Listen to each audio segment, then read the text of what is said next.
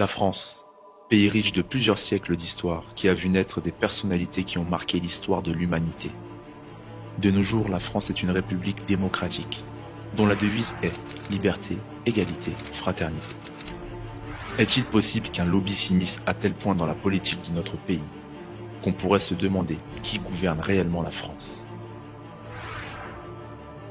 En réalité, le CRIF n'est pas seulement une association communautaire, mais c'est avant tout un des porte-parole de l'entité d'Israël en France.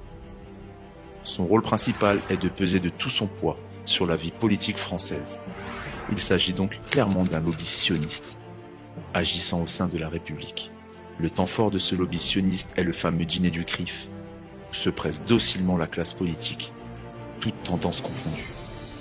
L'un des objectifs du CRIF consiste à exercer une pression sur les candidats à l'élection présidentielle, afin que ces derniers agissent dans le sens des intérêts israéliens, en se soumettant totalement au lobby sioniste.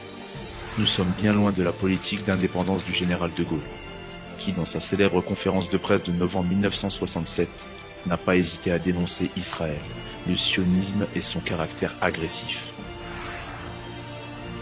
Il faudrait que tous ceux qui n'acceptent pas la domination insolente d'Israël et de son lobby en France ne se laissent pas enfermer dans le dilemme du choix entre républicains et socialistes. Le moment est venu de combattre les deux avec la même intransigeance et fermeté, car dans les deux cas, la ligne directrice est donnée par le même chef d'orchestre, le CRIF.